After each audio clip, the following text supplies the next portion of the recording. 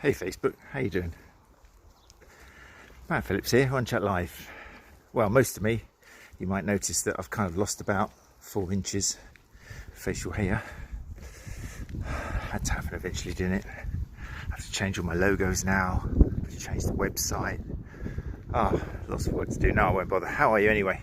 So yes, One Chat Live is where I'm from, but I'm here to talk about runaday.co.uk. It's day 3 so far. Thank you. I've started getting a few emails from people who are both doing the Runaday challenge, which is fantastic. Well done all of you for getting to day 3. And also people who, like I suggested, have just decided to jump on board and they haven't signed up to Runaday, but that's fine. They're still just using this opportunity to do a bit of exercise every day and chosen a distance, which is great. And just to reiterate, that's what it's all about. Okay, it's not a fast way to getting yourselves injured, which a lot of these run streaks are. It's where you set yourself a sensible distance and you can run it, you can walk it, you can walk it. You can be halfway through your run and decide, I'm knackered, I'm going to walk it now. It's fine. Okay, the only objective in here is to basically get out every day and do some exercise. Obviously you can take it more seriously if you want to, but neither myself nor anybody from runaday.co.uk can be held responsible for you injuring yourself, and if in doubt, see a doctor. Anyway, so day 3, how's it going? Today I want to talk to you a little bit about shoes, which will bore the ears of anybody who has heard me before or familiar with the stuff I write about, or the workshops and presentations and all that stuff.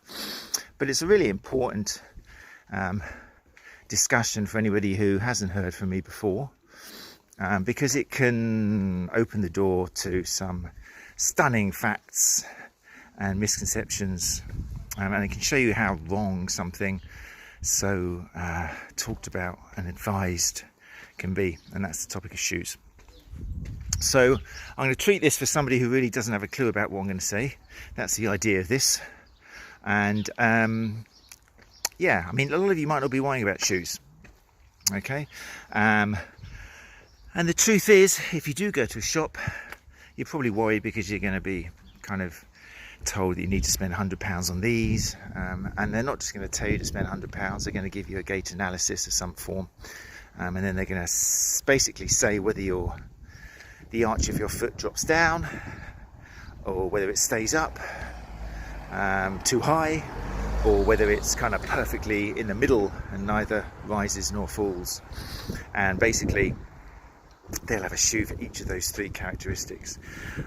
What are the chances of that? So it's on a lot of websites as well. If you go to at least one, I know, of the big websites, they'll tell you about this as well.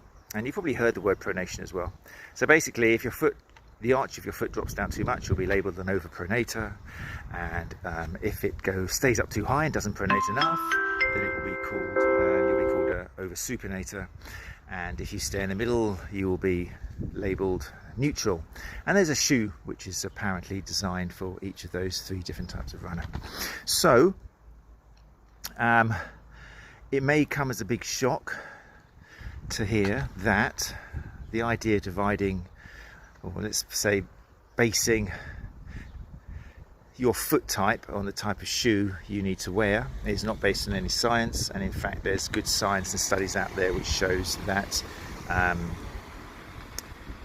you could even do yourself harm by following this idea. You can't label somebody according to how much their mid-arch drops when they run. It varies from one runner to another. It will also vary on you, depending how fast you're running, what surface you run on. And the idea that a shoe, or the idea that you need to be in the middle in order to not injure yourself, isn't tied to any evidence either. So this isn't me just being kind of a clever head. There's a lot of literature out there, and a lot of studies which have basically showed that the idea of linking overpronation to injury risk is very, very weak, to say the least.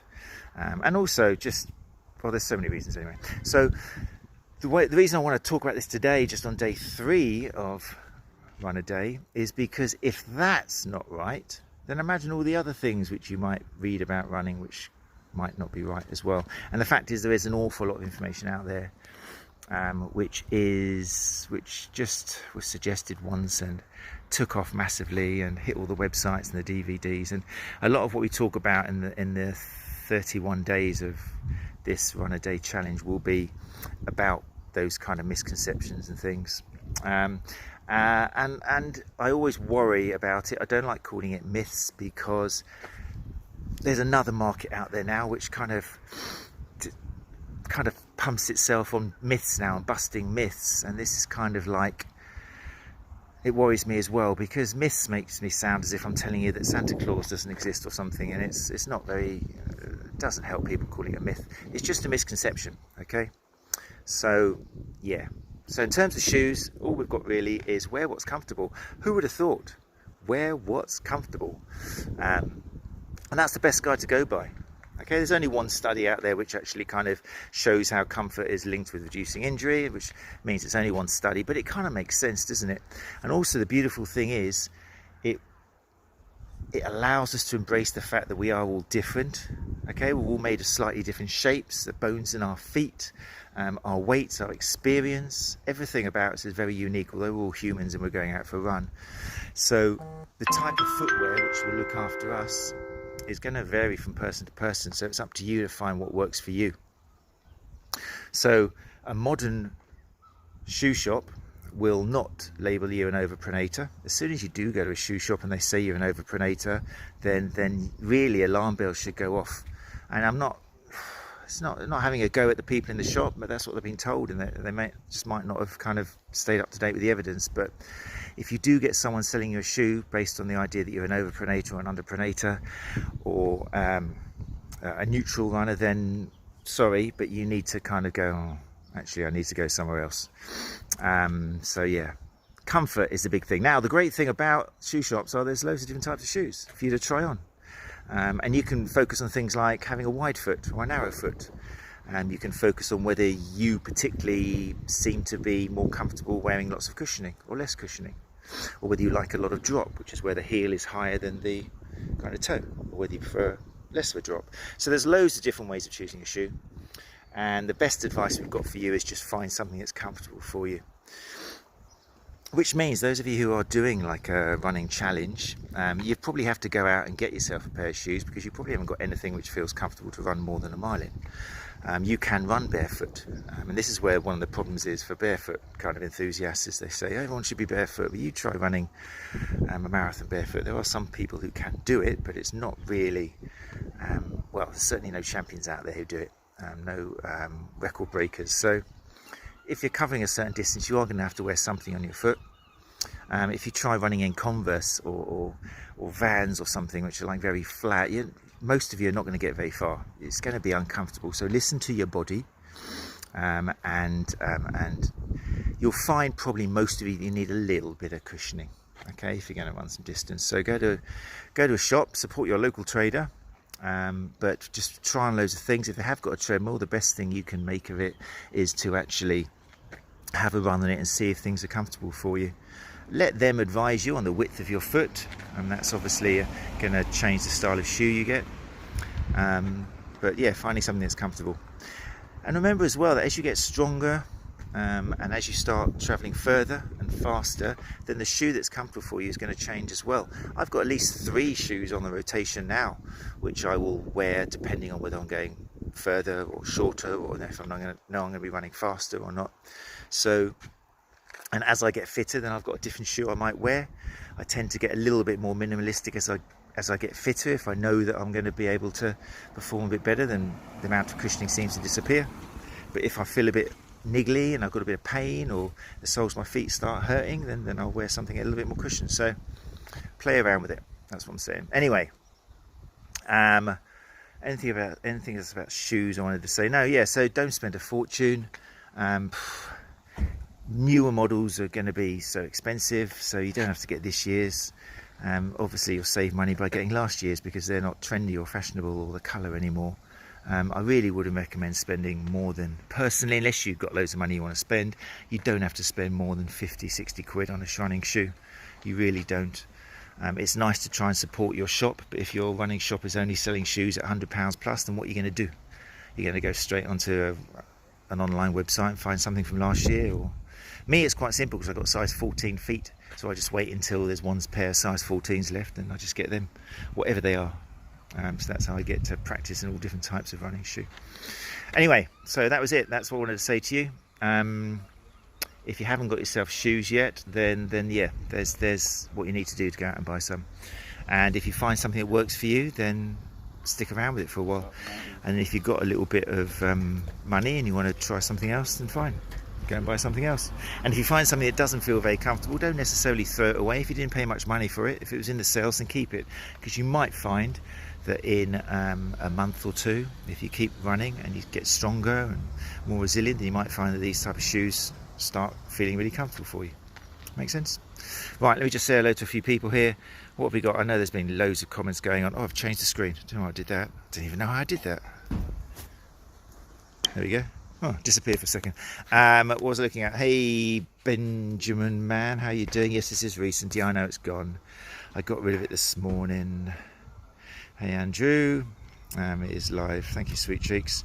It's not a parallel universe. Let's just scroll through all of Ben's comments. Hey, Toby, how you doing? Bin them when they're broken. Yeah, that's a good point, actually, Benjamin. It's true. Yeah, the idea of chucking away shoes after 250 miles or 400 miles or whatever number they come up with, that's so relative as well, isn't it? When your shoes are a time to throw them away will depend so much on you, your style of running, what surface you run on, what type of shoe you've got. If you wear a shoe with a lot of cushioning and foam, then yeah, the foam after a certain amount of time, because of the heat and the friction, it does start losing its properties, and slowly your foot will start being exposed to a different type of load because the foam's just not doing what it normally does. And you can sometimes tell because it gets kind of all crinkly. This is why we don't kind of put running shoes into washing machines or leave them on radiators really hot, because it starts breaking down the qualities of the foam. So yeah, if you've got a running shoe with lots of foam on it, then have a look at it. If it's really crinkly, or if you've had it for a while and they start feeling less cushioned, then that's probably what's going on. But if you've got a shoe which hasn't got much foam on it, if you've got a less structured shoe, then the shoe will last for a long time. In fact, it's the uppers which will probably go first. So yeah, if you start seeing holes in the top and they start getting a bit tatty and your toes start coming through, then yes, it's probably time to get something new. But yeah, there's so much about shoes. In fact, if you're interested about shoes, and just go to runchecklife.com and type in shoe there, and you'll see lots of things. Also videos. If you go to YouTube, then there's loads of videos from me there on shoes, and of course the runner's guide course at runchecklife.com. If you fancy investing in that, that's 15 12-minute little lessons, presentations, and one of them or two of them at least is on shoes. And there's also stuff on gait analysis and running form and all the sort of stuff which we'll be talking about in the next 30 days anyway. That's it, I better go. Oh hey Simon, how you doing? Tidy beard, tidy mind. Nice work, fella. Thank you, Simon. Yeah, I thought it was about time now. Everyone seems to be very happy with it. I've just got to get used to losing at least 3 inches of chin. Very strange. I'll get used to it. Anyway, right, I'm going to go now, people. Again, people who are doing the Runaday Challenge, well done. You've got to day 3, hopefully. If you haven't done your run yet, then enjoy. If you haven't seen my first and second lives, then have a little look at some advice there about how to run to fast. We've already looked at what to do if you're not feeling up for it for the day, how to make sure that you do get out the door, lots of little things. Breathing we've touched on as well. I'll be back tomorrow. Right, sun's coming out, very nice. Take care, people.